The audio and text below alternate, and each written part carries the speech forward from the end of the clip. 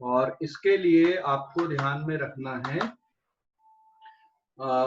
Electric dipole. तो पूरा जो डिस्कशन है वो इलेक्ट्रिक डायपोल के जैसा आएगा यहाँ पे, ठीक है। पूरा डिस्कशन इलेक्ट्रिक डायपोल जैसा रहेगा। Suppose this is any bar magnet, ये एक बार मैग्नेट अपन ने लिए, शॉर्ट बार मैग्नेट, ठीक है। This is any short bar magnet. और इसके लिए फिर अपन कैलकुलेशन करते हैं एक्सियल पोजीशन पे, इक्वेटोरियल पोजीशन पे। तो मैं दोनों एक्सिस यहाँ पे ड्रॉ कर देता हूँ। ये एक्सियल पोजीशन हो गई, ये इक्वेटोरियल पोजीशन, और कोई एक और पोजीशन मैं यहाँ पे लिख देता हूँ। ये एक और कोई पोजीशन मैंने यहाँ पे मेंशन कर दिया, this is any bar magnet, ठीक है ना। और ठीक है, ये एक बार मैग्नेट यहाँ पे शोन है, और जिसका नॉर्थ पोल और साउथ पोल में मेंशन कर दूं। इस साइड पे नॉर्थ पोल, इस साइड पे है इसमें साउथ पोल। ये कौन सी लाइन है बेटा? दिस इज एक्सियल लाइन, ठीक है। ये कौन सी लाइन हो गई इधर पे? This is equatorial line. मैं जो डिस्कशन करने वाला हूं यहाँ पे पूरा इलेक्ट्रिक डायपोल से रिलेटेड है, मतलब मैं विदाउट प्रूफ यहाँ पे ये डिस्कशन करने वाला हूँ, ध्यान रखना। तो this is here positive magnetic charge, ठीक है। Positive magnetic charge and negative magnetic charge में यहाँ पे मेंशन कर दूं। साउथ पोल को आप नेगेटिव मैग्नेटिक चार्ज कंसीडर करोगे, और नॉर्थ पोल को आप पॉजिटिव मैग्नेटिक चार्ज कंसीडर करोगे, ठीक है। ये एक शॉर्ट डायपोल है यहाँ पे। तो हम पूरा जो कैलकुलेशन है एक शॉर्ट डायपोल को लेके कर रहे हैं। ये यहाँ पे this is the any short dipole, और इस शॉर्ट डायपोल का dipole moment it is denoted by m। ये शॉर्ट डायपोल का डायपोल मोमेंट हो गया यहाँ पे, this is m vector. Clear हो गया अभी? और m क्या होता है ये कल अपन ने ऑलरेडी डिस्कस किया हुआ है। तो एक्सियल पोजीशन पे किसी पॉइंट p पर वेरी शॉर्ट डायपोल, ठीक है, यहाँ से r डिस्टेंस है, और मान लो जो इसकी लेंथ है बार मैग्नेट की, this length is equals to 2a। आप इसको l कंसीडर कर लो यहाँ पे। ये r is much greater than l आप ले रहे हो, मतलब लार्ज डिस्टेंस पे आप मेजरमेंट कर रहे हो। तो जो मैग्नेटिक फील्ड आएगी, याद होगा इलेक्ट्रिक डायपोल के लिए आपने लिखा था magnetic field is along the direction of dipole, ठीक है। मैग्नेटिक फील्ड इक्वेटोरियल पोजीशन पे along the direction of dipole होती है बेटा, ठीक है। तो this is the magnetic field at axial position, और इक्वेटोरियल पोजीशन में जो डायरेक्शन होता है मैग्नेटिक फील्ड का ये अपोजिट होता है, ठीक है। सो देयर आर 2 पॉइंट्स, एक पॉइंट P हो गया और ये एक पॉइंट हो गया Q यहाँ पे इक्वेटोरियल लाइन पे, ठीक है। क्लियर हो गया अभी? एक पॉइंट इक्वेटोरियल लाइन पे, एक पॉइंट हो गया एक्सियल लाइन पे। एक्सियल लाइन पे मैग्नेटिक फील्ड का फार्मूला कितना होता है? मैग्नेटिक फील्ड यहाँ पे भी इक्वेटोरियल लाइन पे भी r is much greater than l आप ले रहे हो। तो एक्सियल पोजीशन पे मैग्नेटिक फील्ड का फार्मूला आएगा mu naught upon 4 pi into 2m divided by r cube. चाहो तो आप वेक्टर फॉर्म पे लिख लोगे। तो जिस डायरेक्शन में मैग्नेटिक मूवमेंट होगा उसी डायरेक्शन में मैग्नेटिक फील्ड होगी यहाँ पे। ये सीधे लिख दिया मैंने। अब याद करो इलेक्ट्रिक डायपोल के लिए क्या फार्मूला था, जबकि यहीं पे अगर आप इलेक्ट्रिक डायपोल के लिए फार्मूला लिखते हो तो ये फार्मूला आया था 1/4 pi epsilon naught 2p vector divided by r cube था, ठीक है ना। x क्यूब भी लिख सकते हो, r भी लिख सकते हो, इससे कोई फर्क नहीं पड़ेगा, ठीक है ना। मैंने r लिया तो आप r लेके कर लो यहाँ पे। अगर x लेना तो x ले लो, एक्सियल लाइन को, ऐसा कुछ नहीं है। समझ गए कि नहीं? हेलो, अरे बेटा समझ गए? कोई डाउट इस पे? समझ गए या नहीं? कोई डाउट है? फिर इक्वेटोरियल पोजीशन पे, इक्वेटोरियल पोजीशन पे फिर से अपन अब मैग्नेटिक फील्ड लिखते हैं। इक्वेटोरियल पोजीशन पे मैग्नेटिक फील्ड आती है B equals to mu naught upon 4 pi minus m vector upon r cube. Minus sign क्या शो कर रहा है, जो डायरेक्शन है मैग्नेटिक फील्ड का वो अपोजिट है। किसके अपोजिट है? Direction of magnetic field is opposite to magnetic movement. Magnetic movement के अपोजिट है। ये एक्सियल हो गया, ये इक्वेटोरियल के लिए आपने लिख दिए ई इक्वेटोरियल, ठीक है ना। जो डायरेक्शन होता बेटा मैग्नेटिक फील्ड का, ये मैग्नेटिक मूवमेंट के अपोजिट है। क्लियर हो गया अभी कि नहीं? फार्मूला समझ में आया? जबकि इलेक्ट्रिक फील्ड अगर आप लिख रहे थे तो याद होगा इलेक्ट्रिक फील्ड के लिए, अब ये मत बोलना सर इलेक्ट्रिक फील्ड क्यों लिख दिया आपने, मैं आपको याद करवाने के लिए लिखा हूं मैंने 1/4 pi epsilon naught minus p divided by r cube, है ना इलेक्ट्रिक फील्ड। और अगर आपको याद होगा तो फिर आपने पोटेंशियल के लिए भी फार्मूला लिखा था। तो पोटेंशियल का जो फार्मूला आता है एक्सियल पोजीशन पे, this is 1/4 pi epsilon naught p divided by r square, ठीक है। तो यहाँ पर भी मैग्नेटिक पोटेंशियल, ये हो गया एक इलेक्ट्रिक पोटेंशियल VE, और मैग्नेटिक पोटेंशियल का फार्मूला बन जाएगा mu naught upon 4 pi m divided by r square, ठीक है। ये एक हो गया मैग्नेटिक पोटेंशियल, एक हो गया magnetic field. Similarly equatorial position पे जो दोनों पोटेंशियल होती हैं, चाहे वो इलेक्ट्रिक पोटेंशियल हो या मैग्नेटिक पोटेंशियल हो, वो कितनी होती है? 0 होती है ना इक्वेटोरियल लाइन पे। क्लियर हो गया? अब यहाँ पे ये एक और r डिस्टेंस आप देख रहे हैं जिसके लिए एंगल थीटा डिग्री का है एक्सियल लाइन से, ठीक है। तो इस P पॉइंट पर यहाँ पे एक और पॉइंट आप कोई कंसीडर कर लोगे, और इस पॉइंट को आपको रिजॉल्व करना, मतलब कंपोनेंट में लिख के सॉल्व करना है।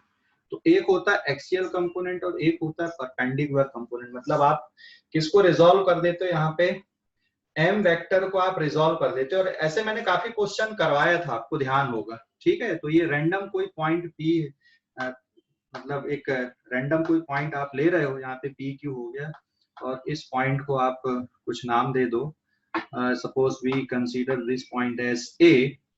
तो यहाँ पर जो कंपोनेंट आएंगे मैग्नेटिक फील्ड के, एक इधर पे आ जाएगा that is given by B axial, और एक कंपोनेंट इसके परपेंडिकुलर डायरेक्शन पे हो जाएगा that is equals to B equatorial. याद आया कि नहीं कुछ अभी?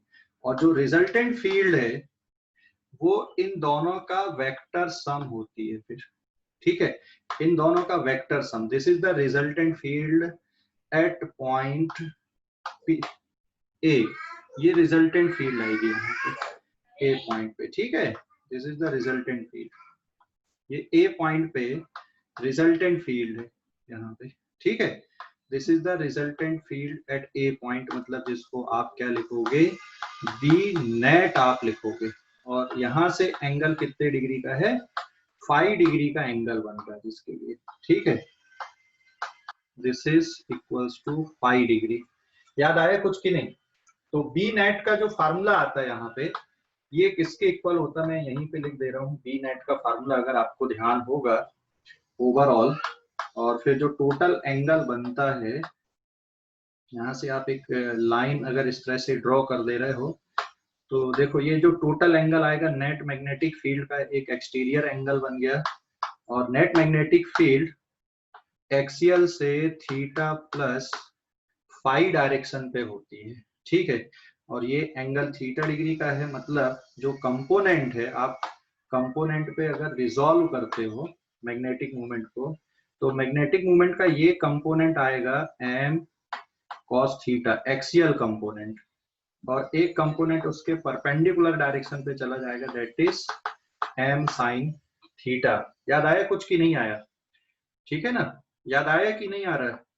हेलो। तो नेट मैग्नेटिक फील्ड जब आप लिखोगे कौन सी पोजीशन पे? ए पोजीशन पे net magnetic field B is equals to, याद होगा फार्मूला आया था म्यू नॉट अपॉन 4 पाई फिर m और अंडर रूट कितना था फिर यहाँ पे 3 cos square theta 3 cos square theta plus 1 याद आया डिवाइडेड बाय आर क्यूब। और बेटा इस पोजीशन पे जो मैग्नेटिक पोटेंशियल है म्यू नॉट अपॉन 4 पाई वो एक्सियल कंपोनेंट के कारण आएगी, that is m cos theta upon r square. ठीक है ना। तो ये जनरल फार्मूले अपन ने लिखे थे। और फिर एक और टर्म आपको याद होगा एंगल के बारे पे।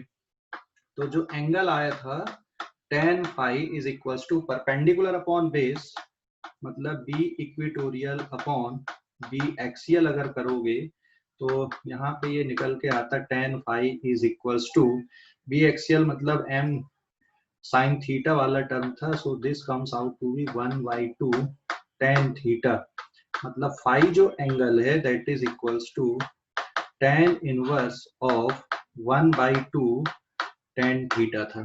ठीक है। तो आपको स्कूल एग्जाम में भी ये प्रूफ नहीं पूछे जाते, कंपटीशन पर्पस के लिए है। स्कूल एग्जाम में भी सीधे सीधे रिजल्ट ही यूज किए जाते हैं। तो आप लोग ये रिजल्ट याद रखो। और ये ऑलरेडी अपन ने कहाँ पे किया हुआ है, इलेक्ट्रिक डायपोल में अपन ने पूरा डिस्कशन इसका किया हुआ है। इस तरह से पूरा डिस्कशन इलेक्ट्रिक डायपोल में हुआ है बेटा, ये है ना। ये जो पेज का मैंने डिस्कशन किया पूरा की पूरा डिस्कशन आपका इलेक्ट्रिक डायपोल के लिए किया हुआ है, इसलिए मैंने यहाँ पे ज्यादा कुछ बताया नहीं, सीधे सीधे मैंने फार्मूला लिया और फार्मूले लिख दिया। ठीक है। तो पोटेंशियल का फार्मूला, फील्ड का फार्मूला सभी जगह पे मैंने यहाँ पे डिस्कस किया है। किसी को कोई डाउट है तो पूछ लो इस पे, अदरवाइज अपन आगे बढ़ेंगे। कोई डाउट है क्या किसी को? हेलो, कोई डाउट है क्या? ये जो सर डिस्कशन एक्सियल लाइन वाला एक और बार समझाना। एक्सियल लाइन का एक्सियल लाइन पे जो फार्मूला होता है, देख इलेक्ट्रिक फील्ड का क्या फार्मूला, बस उसी को याद रखना है।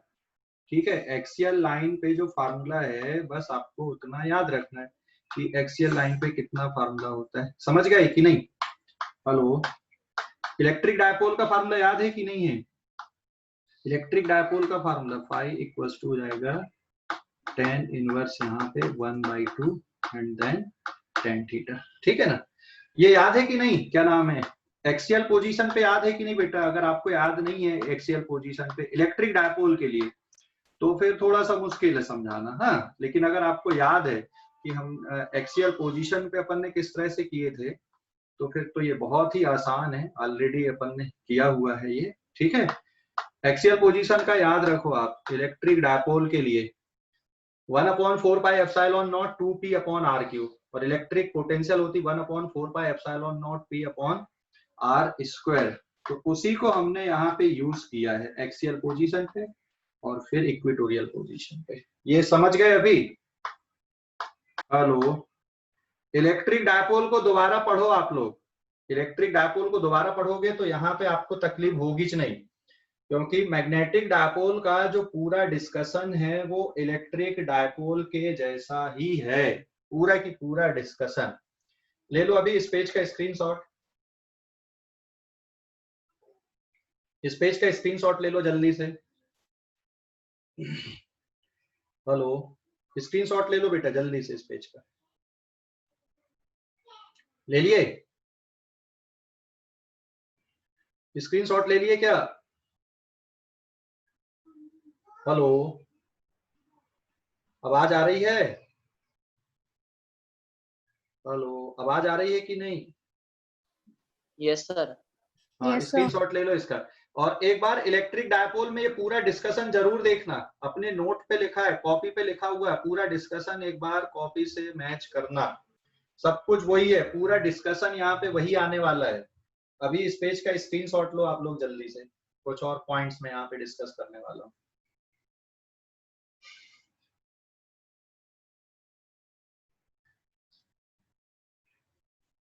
ले लिए? स्क्रीनशॉट ले लिए इसका?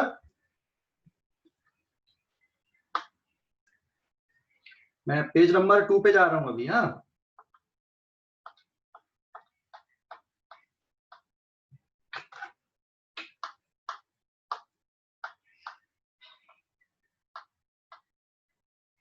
अभी पेज नंबर 2 पे। ठीक है। पेज नंबर 2 पे magnetic movement of bar magnet के बारे में थोड़ा सा और डिस्कशन अपन देखते हैं। Magnetic movement of bar magnet, थोड़ा सा और बेसिक डिस्कशन इस पे। हालांकि मैंने कल इसमें बार मैग्नेट का मैग्नेटिक मूवमेंट पूरा डिस्कस किया था। मान लो आपके पास एक बार मैग्नेट है और इसको आप मोड़ के कुछ और शेप दे रहे हो, ठीक है। सपोज आपके पास ये एक बार मैग्नेट है, इसका शेप कैसा है, अभी रेक्टेंगुलर शेप है। रेक्टेंगुलर मतलब क्यूबॉइडल शेप रहेगा हाँ बार मैग्नेट का। ये एक बार मैग्नेट है अभी आपके पास में, इसकी लेंथ सपोज किसके बराबर है, एल के बराबर इसकी लेंथ है, ओके। और इधर पे इसका साउथ पोल, इधर पे इसका नॉर्थ पोल है। तो मैग्नेटिक मूवमेंट का डायरेक्शन किधर होगा, from south pole to north pole magnetic movement का डायरेक्शन होगा। और मैग्नेटिक मूवमेंट आप लिखोगे कैसे, एक तरफ पॉजिटिव मैग्नेटिक चार्ज, एक तरफ नेगेटिव मैग्नेटिक चार्ज। तो मैग्नेटिक मूवमेंट बार मैग्नेट के लिए कैसे आ जाएगा, यहाँ पे this m is equals to qm into l. इसका डायरेक्शन होता है from south to north pole और यूनिट होती है एम्पियर मीटर स्क्वायर, ठीक है। अभी क्या करना है, इस बार मैग्नेट को आप मोड़ दो, मोड़ के कौन सा शेप आपने बना दिया, तो नया मैग्नेटिक मूवमेंट क्या होगा, अगर आप इसको मोड़ के सेमी सर्कुलर शेप आप यहाँ पे बना देते हो। आपने रॉड को मोड़ दिया और मोड़ के बेटा इसका सेमी सर्कुलर शेप आपने ड्रॉ कर दिया। आपने रॉड को मोड़ा, मतलब मैग्नेट को आपने मोड़ दिए और सेमी सर्कुलर शेप आपने उसका दे दिए, ठीक है। सेमी सर्कुलर शेप आपने बना दिए इसको मोड़ के। ये सेमी सर्कुलर, मैं यहाँ पे ड्रॉ कर रहा हूँ अभी सेमी सर्कुलर।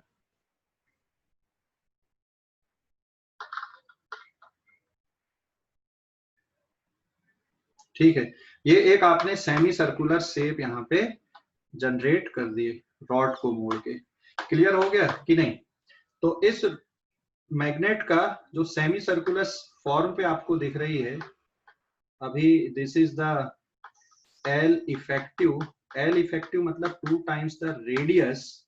और अगर आप यहाँ पे पोल देखोगे इसके, ठीक है, तो यहाँ पे नेगेटिव मैग्नेटिक चार्ज, यहाँ पे पॉजिटिव मैग्नेटिक चार्ज आएगा plus Q M and this is minus Q M. This is south pole and this is north pole, ठीक है। तो इसका मैग्नेटिक मूवमेंट कितना होगा, अभी इसका मैग्नेटिक मूवमेंट कितना आएगा, ये आपने अगर उसका शेप चेंज कर दिया यहाँ पे मैग्नेट का मोड़ के, तो नया मैग्नेटिक मूवमेंट कितना बन जाएगा। तो एल इफेक्टिव यहाँ पर रहेगा 2r के बराबर और जो नया मैग्नेटिक मूवमेंट है उसका डायरेक्शन हमेशा ये रिजल्टेंट आएगा ऐसा, दिस इज एम रिजल्टेंट, आप इसको लिख सकते हो, ठीक है। और एक्चुअल में ये किससे मिलकर बना, बहुत सारी छोटी छोटी मैग्नेट के मैग्नेटिक मूवमेंट से मिलकर बना है ये रिजल्टेंट। आप ऐसे बहुत सारे वेक्टर को क्या कर सकते हो, यहाँ पे ऐड कर सकते हो और उससे फिर क्या बना, एम रिजल्टेंट बना यहाँ पे, ठीक है ना। तो एम रिजल्टेंट की वैल्यू क्या बनेगी, what is the value of M resultant here. M resultant कितना बनेगा, तो एम रिजल्टेंट आप कैसे मेजर कर दोगे यहाँ पे, तो एम रिजल्टेंट ये जो नया आ रहा है magnetic charge into L effective, and L effective की वैल्यू कितनी यहाँ पे 2r।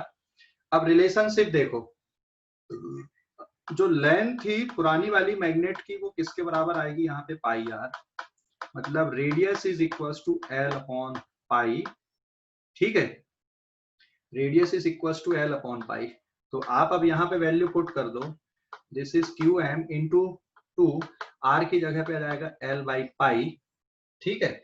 तो क्यू एम इंटू एल पुराना मैग्नेटिक मूवमेंट है, तो दिस इज 2 अपॉन पाई और फिर ये हो जाएगा क्यू एम इंटू एल, ये पुराना मैग्नेटिक मूवमेंट, तो 2 upon pi into M, this is M dash आप बोल सकते हो इसको, दिस इज एम डैश, मतलब नया मैग्नेटिक मोमेंट 2/पाई m के बराबर आ गया। क्लियर हो गया ये डिस्कशन? कोई डाउट है इस पे? अरे भाई क्लियर हो गया ये डिस्कशन? आपने मैग्नेट को मोड़ दिया, मतलब रेक्टेंगुलर शेप क्यूबॉइडल शेप की थी, उसको मोड़ के सेमी सर्कुलर शेप आपने बना दिया। तो जो नया मैग्नेटिक मूवमेंट है दैट इज गिवन बाय 2/पाई इंटू एम के इक्वल हो जाएगा। समझ गए या नहीं? हेलो, कोई डाउट है इस पे? समझ गए या कोई डाउट है? ये जो डिस्कशन की अपन ने, समझ गए या डाउट है?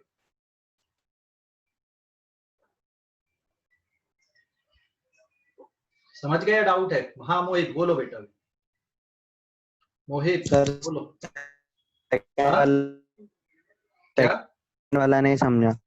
कौन सा वाला? सेकंड वाला नहीं समझा। फर्स्ट वाला समझ गया, फर्स्ट डायग्राम। सेकंड वाले डायग्राम में तुम्हारे पास जो, सर सेकंड वाला नहीं समझा। ठीक है बता रहा हूँ, रुक जा अभी। देख आपके पास में एक रेक्टेंगुलर शेप की या क्यूबॉइडल शेप की सर मैग्नेट है। ठीक है, क्यूबॉइडल शेप की मैग्नेट है। हाँ, क्यूबॉइडल शेप की मैग्नेट को आपने मोड़ कर क्या बना दिया, it is refolded to semi circular shape. इसको क्या कर दिया आपने, मोड़ दिया, फोल्डेड टू, फोल्ड किया और कौन सा शेप बना दिया, इट इज रीशेप्ड। आपने उसका ना रीशेप कर दिया, मतलब जो रेक्टेंगुलर आपको दिख रही थी उसको आपने कौन सा शेप बना दिया, वहां पे रेक्टेंगुलर की जगह पे, रेक्टेंगुलर की जगह पे आपने उसको सेमी सर्कुलर शेप बना दिया। तो लेंथ तो एल थी उसकी, एल की वैल्यू किसकी इक्वल हो जाएगी, पाई आर। अगर पूरा कंप्लीट सर्कल बनता तो 2 पाई आर हो जाता ना। तो यहाँ पे लेंथ कितनी हो गई इसकी, 2 पाई आर, और आर की वैल्यू निकाल के ला दिया आपने, किसके बराबर हो गया, L/पाई।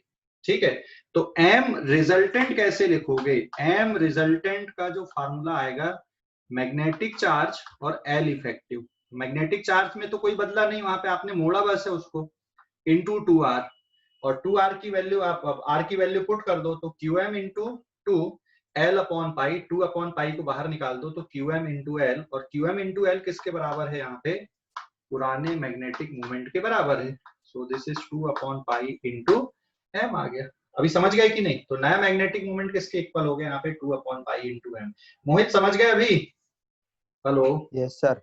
हाँ यस सर। ओके। अभी इस पेज का स्क्रीनशॉट ले लो जल्दी से, फिर आगे बढ़ूंगा मैं। इस पेज का स्क्रीनशॉट ले लो।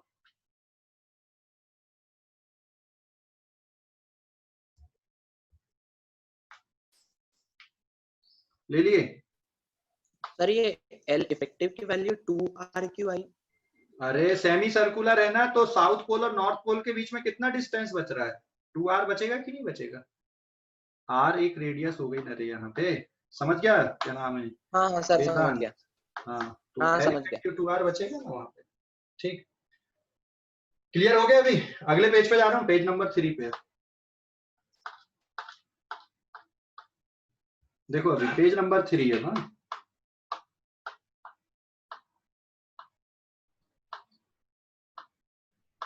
पेज नंबर 3 पे डिस्कशन ये है इस पे कि अगर मान लो आपने दो मैग्नेट को रीअरेंज कर दिया, आप एक क्वेश्चन यहाँ पे कर रहे हैं, ठीक है, एक एग्जांपल है, और इस पे दो मैग्नेट आप ले रहे हो, ये एक मैग्नेट लिया आपने और ये दूसरी मैग्नेट आपने लिया, ठीक है ना। मैं 2-3 डायग्राम यहाँ पे बना रहा हूँ। अगर एक के ऊपर एक रख दोगे, ठीक है, एक केस, फिर दूसरे केस में आप एक दूसरे के अपोजिट डायरेक्शन पे रख दो, फिर एक और केस अपन बना देंगे, एक दूसरे के परपेंडिकुलर डायरेक्शन पे रख देना,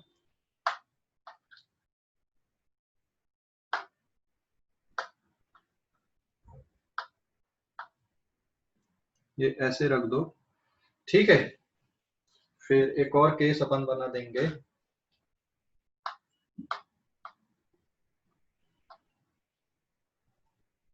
जिसमें कुछ एंगल अपन बना देंगे, ठीक है।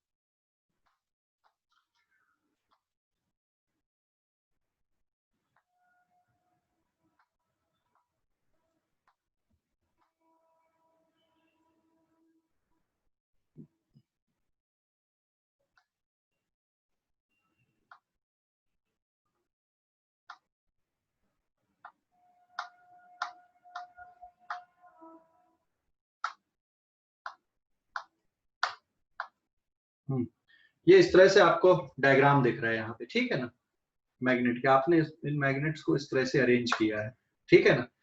आपको 3-4 डायग्राम दिख रहा है यहाँ पे। This is first, this is second, this is third and this is fourth. मैं यहाँ पे इनके पोल लिख दे रहा हूँ, ठीक है ना। ये साउथ पोल, ये नॉर्थ पोल, ये इसका भी साउथ पोल, ये north pole, south pole, north pole, north pole, south pole, south pole, north pole, ठीक है। एंड इसका south pole and then north pole, south pole, north pole, north pole and then south pole, ठीक है ना। दो अलग अलग magnet है, मतलब इनके मैग्नेटिक मूवमेंट में अगर लिख दूं यहाँ पर magnetic movement of each magnet, तो ये पहले वाले का मैग्नेटिक मूवमेंट, ये दूसरे का मैग्नेटिक मूवमेंट बताना हर एक केस के लिए। हर एक केस में रिजल्टेंट मैग्नेटिक मूवमेंट कितना आएगा ये आपको बताना है, ठीक है। तो यहाँ पे फिर से साउथ से नॉर्थ की तरफ मैग्नेटिक मूवमेंट होगा और इसका इसके अपोजिट डायरेक्शन पे आ जाएगा। फिर यहाँ पे साउथ से नॉर्थ की तरफ एक और दूसरा भी साउथ से नॉर्थ की तरफ, इसका मैग्नेटिक मूवमेंट इधर डायरेक्शन इधर बनेगा और इसका डायरेक्शन आएगा इधर पे, ठीक है। तो यहाँ पे बेटा आपको रिजल्टेंट मैग्नेटिक मूवमेंट बताना है। ये एंगल यहाँ पर है 60 डिग्री का, ठीक है। यहाँ पे एंगल 90 डिग्री का है, ठीक है। तो रिजल्टेंट मैग्नेटिक मूवमेंट आपको बताना है कि रिजल्टेंट मैग्नेटिक मूवमेंट कितना है। और यहाँ पे दोनों के जो मैग्नेटिक मूवमेंट है, एक का M1 एक का M2, this is M2, this is M1, this is M1, this is M2, this is M1 and this is M2। आपको रिजल्टेंट मैग्नेटिक मूवमेंट बताना है हर एक केस पे। क्वेश्चन समझ गए कि नहीं? हर एक केस पे आपने मैग्नेट को अरेंज किया है इन द गिवन ऑर्डर। आपको रिजल्टेंट मैग्नेटिक मूवमेंट बताना है कि किसका मैग्नेटिक मूवमेंट क्या आएगा, ठीक है। और एक और टर्म में लिख दूं M1 is greater than suppose M2, ठीक है ना। M1 is greater than M2 और चलो मान लो कि M1 की वैल्यू 2 टाइम्स M2 है और M2 को आप क्या कंसीडर कर लो, M कंसीडर कर लो। तो डेफिनेट सी बात है M1 की वैल्यू क्या हो जाएगी, 2M के बराबर आएगी। तो रिजल्टेंट मैग्नेटिक मूवमेंट बताओ, फर्स्ट वाले का कितना आएगा, फर्स्ट वाले डायग्राम का रिजल्टेंट मैग्नेटिक मूवमेंट कितना रहेगा, सेकंड वाले का कितना रहेगा, थर्ड वाले का कितना रहेगा। हाँ, फर्स्ट वाले का कितना आएगा, M1 प्लस M2 होगा कि नहीं होगा। एंगल कितने डिग्री का है, 0 डिग्री का है दोनों के बीच में। सेकंड वाले में कितने डिग्री का एंगल दिख रहा है, 180 डिग्री का दिख रहा है। तो यहाँ पे हो गया M और sorry 2M plus M that is equals to 3M। Second वाले में रिजल्टेंट मैग्नेटिक मूवमेंट क्या रहेगा, M1 माइनस M2, बड़ा कौन है M1, तो M1 के डायरेक्शन में नेट मैग्नेटिक मूवमेंट आएगा यहाँ पे। So this is 2M minus M is equals to M। Third वाले में एंगल कितने डिग्री का है, 90 डिग्री और ये वेक्टर क्वांटिटी है इसलिए आएगा M1 वेक्टर का स्क्वायर प्लस M2 वेक्टर का स्क्वायर। और जब आप वैल्यू पुट कर दोगे तो 2M का होल स्क्वायर प्लस M का square is equals to under root 5M आ जाएगा, ठीक है। हाँ, रूट 5M क्लियर हो गया अभी। लेकिन फोर्थ वाले में थोड़ा केयरफुली आपको वॉच करना पड़ेगा।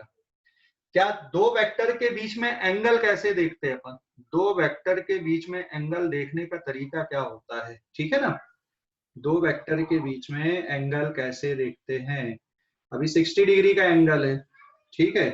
लेकिन दो वेक्टर के बीच में क्या एंगल वाकई में वहां पे 60 डिग्री का दिख रहा है आपको या कुछ और दिख रहा है, नहीं है ना, नहीं है सर, नहीं है। ये एक है और ये दूसरा आपको ऐसा दिख रहा है ना, ये 60 डिग्री का एंगल दिख रहा है, मतलब ये ऐसा।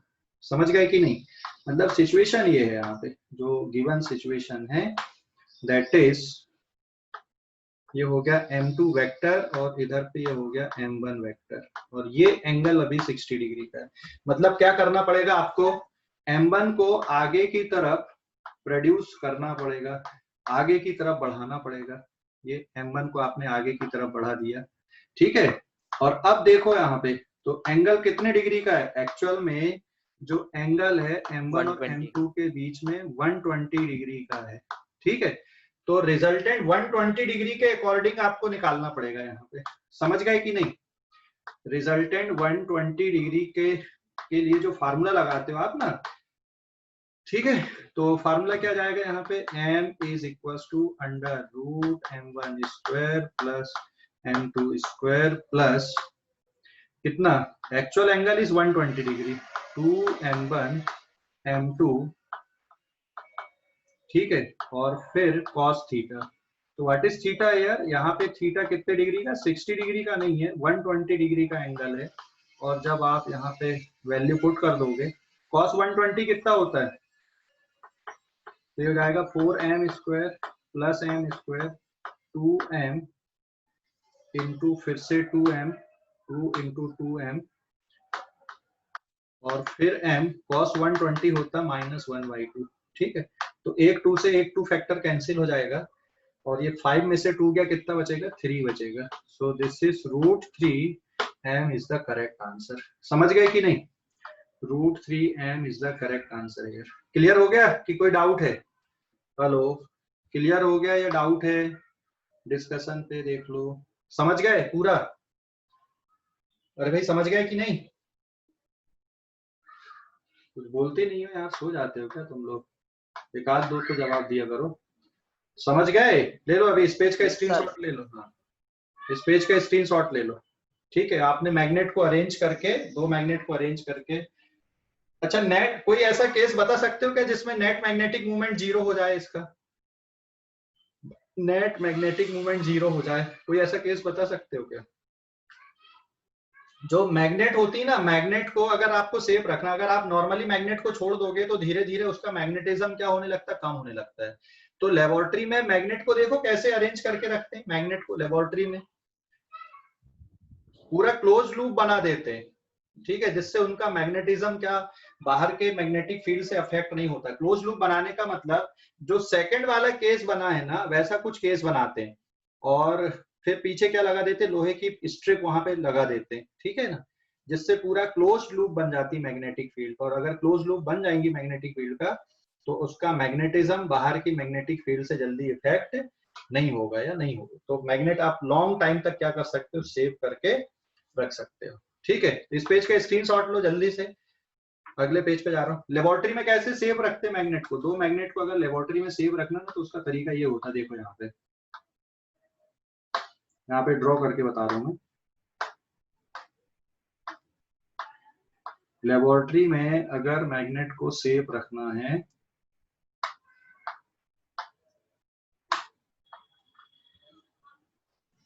तो इस तरह से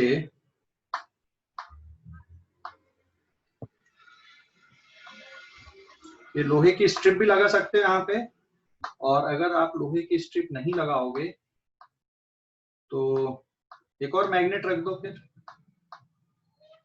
ठीक है। ये इस तरह से एक और मैग्नेट आप रख सकते हैं, ये ऐसा पूरा क्लोज लूप का फॉर्मेशन बना देते हैं, लूप फॉर्मेशन कर देते हैं। अभी जैसे अगर मैं पोल लिख दूं यहाँ पे, तो पोल कैसे अरेंज होंगे, नॉर्थ पोल, साउथ पोल, यहाँ नॉर्थ पोल, यहाँ साउथ पोल, और ये जो 2 साइड में मैंने स्ट्रिप बनाया है ना, वो आयरन स्ट्रिप ले सकते हो आप। ये 2 मैग्नेट ले लिए और साइड में आप क्या लगा सकते हो, ऐसी आयरन स्ट्रिप यहाँ पे लगा सकते हो।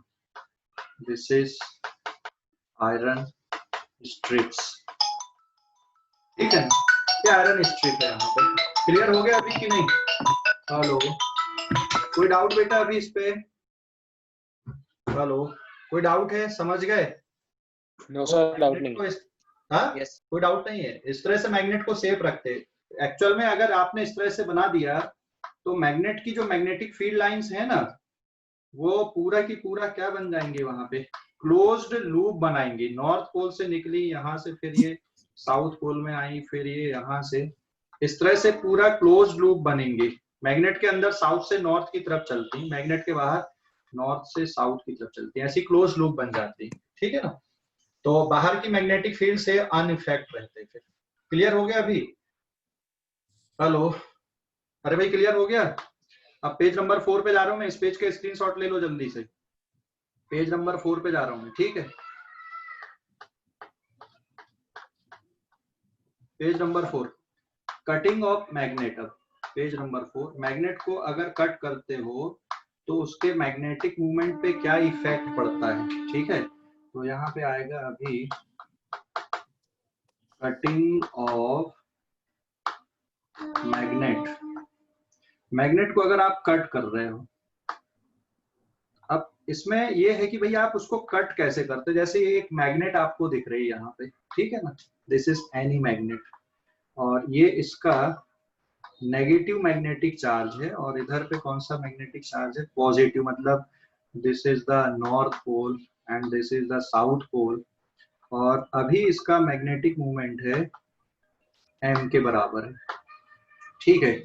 कटिंग के लिए आप एक को बोलते हैं ट्रांसवर्स कटिंग और एक को बोलते हैं अपन लॉन्गिट्यूडनल कटिंग, ठीक है। ये आपने एक ऐसा काट दिए और एक ऐसा काट दिए, मैं बीचों बीच से काट रहा हूँ यहाँ पे, है ना, दोनों सिचुएशन पे। तो दो कटिंग है, एक है लॉन्गिट्यूडनल और एक ट्रांसवर्स कटिंग है यहाँ पे। सो दिस इज ट्रांसवर्स कटिंग, ये वाली कहलाती है ट्रांसवर्स, है ना, मतलब आपको मैग्नेट के परपेंडिकुलर डायरेक्शन से काट रहे हैं और अलोंग द एक्सिस, उसको क्या बोला जाता है, लॉन्गिट्यूडनल बोला जाता है। तो अगर मान लो आप मैग्नेट को काट रहे हो, ठीक है, एक बार ट्रांसवर्स डायरेक्शन से और एक बार आप लॉन्गिट्यूडनल डायरेक्शन से, तो ट्रांसवर्स डायरेक्शन से काटने पे किस पे इफेक्ट पड़ेगा, नया मैग्नेटिक मूवमेंट क्या होगा, this is negative magnetic charge and this is positive magnetic charge. अगर आप ट्रांसवर्स डायरेक्शन से काट रहे हो, ठीक है, तो लेंथ दो पार्ट में डिवाइड हो जाएगी, L/2 L/2, मैग्नेटिक चार्ज वैसे की वैसे ही रहेंगे, और अगर आप लॉन्गिट्यूडनली उसको काट रहे हो तो किस पे फर्क पड़ेगा, मैग्नेटिक चार्ज डिवाइड होंगे, लेंथ डिवाइड नहीं होगी, ठीक है ना, लेंथ डिवाइड नहीं होगी। फिर मतलब transverse cutting and longitudinal cutting में ये फर्क आएगा। मैं यहाँ पे डायग्राम ड्रॉ कर रहा हूँ फिर से, ये जैसे आपने ट्रांसवर्स कटिंग कर दी है, ठीक है ना, ये ट्रांसवर्स कटिंग में ये इस तरह से बन जाएंगी, मतलब दो मैग्नेट बन जाएंगी फिर से, और इन दोनों मैग्नेट में इधर पे साउथ पोल, यहाँ पे नॉर्थ पोल, फिर यहाँ पे साउथ पोल और यहाँ पे नॉर्थ पोल, लेंथ आधी आधी हो गई, L/2, लेकिन मैग्नेटिक चार्ज, मतलब नेगेटिव मैग्नेटिक चार्ज, ये पॉजिटिव मैग्नेटिक चार्ज, यहाँ पे negative magnetic charge, positive magnetic charge, magnetic charge पे कोई इफेक्ट नहीं पड़ा। कौन सी कटिंग में, ट्रांसवर्स कटिंग में। तो नया मैग्नेटिक मूवमेंट कितना होगा, यहाँ पे पुराना मैग्नेटिक मूवमेंट m है, तो नया magnetic movement L' is equal to qm into L/2 अगर करोगे तो आधा आधा हो जाएगा बेटा दोनों का, अगर बराबर बराबर कटिंग है तो अभी समझ गए कैसे करना है। अगर आप ट्रांसवर्स कटिंग कर रहे हैं मैग्नेट की, तो मैग्नेटिक चार्ज पे चेंज नहीं आएगा, लेंथ चेंज हो जाएगी, लेकिन उसके कारण भी क्या होगा, मैग्नेटिक मूवमेंट बदल जाएगा। अगर मैग्नेट को आप लॉन्गिट्यूडनल कट करते हो, ठीक है, लॉन्गिट्यूडनली अगर आप कट कर रहे हो मैग्नेट को, तो किस पे फर्क पड़ेगा, फर्क किस पे पड़ेगा फिर, अगर आप लॉन्गिट्यूडनली कट करते हो इसको, तो लेंथ तो उतनी रहेगी मैग्नेट की, है ना, लेकिन यहाँ पे क्या चीज सेपरेट हो जाएंगे, अगर आपने लॉन्गिट्यूडनल एंड ये इस तरह की कटिंग की है, तो यहाँ पे क्या बदल जाएगा, लेंथ तो उतनी रहेगी दोनों तरफ, दोनों मैग्नेट की, लेकिन जो मैग्नेटिक चार्ज थे, एक तरफ नेगेटिव मैग्नेटिक चार्ज, एक तरफ positive magnetic charge, negative magnetic charge, जैसे south pole, north pole and north pole, यहाँ पे मैग्नेटिक चार्ज की वैल्यू qm' आधी हो जाएगी, है ना, qm' की वैल्यू पुराने मैग्नेटिक चार्ज का कितना हो जाएगा, आधा, मतलब पोल स्ट्रेंथ आधी हो जाएगी, तो बेटा सेकंड वाले केस में जो नया मैग्नेटिक मोमेंट है Q M dash into L, तो यहाँ पे वैल्यू कितनी बचेगी, Q M by 2 into L आप कर दोगे तो नया मैग्नेटिक मोमेंट यहाँ पर भी कितना बच रहा, आधा बच रहा। अब ध्यान रखना आपको सिमेट्रिक कटिंग करना है ना। आप डायगोनली अगर कटिंग करोगे तो फिर इस तरह से रिजल्ट नहीं आएंगे। हाँ, आप जैसे कटिंग कुछ इस तरह से कर दो कि ऊपर 1/3 पार्ट बचे, नीचे 2/3 पार्ट बचे, तो फिर मैग्नेटिक मूवमेंट भी वैसे ही चेंज होंगे। तो कटिंग के अकॉर्डिंग मैग्नेटिक मूवमेंट बनेंगे यहाँ पे, ये ध्यान रखना, ठीक है ना। तो अगर आप लॉन्गिट्यूडनल डायरेक्शन में अलोंग द एक्सिस में आप अगर मैग्नेट की कटिंग करते हो तो लेंथ उतनी रहती है, मैग्नेटिक चार्ज क्या हो जाते हैं वहां पे, चेंज हो जाते हैं, ठीक है ना।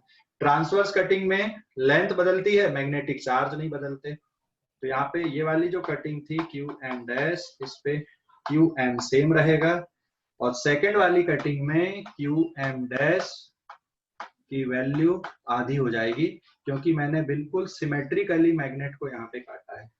समझ गए या डाउट है अभी भी? हेलो, अरे भाई समझ गया, डाउट है? हेलो, समझ गया, डाउट है? ले लो अभी इस पेज का स्क्रीनशॉट ले लो जल्दी से, इस पेज का स्क्रीनशॉट लो, इस पेज का स्क्रीनशॉट ले लो। ले लिए? ले लिए क्या? Yes sir. हाँ,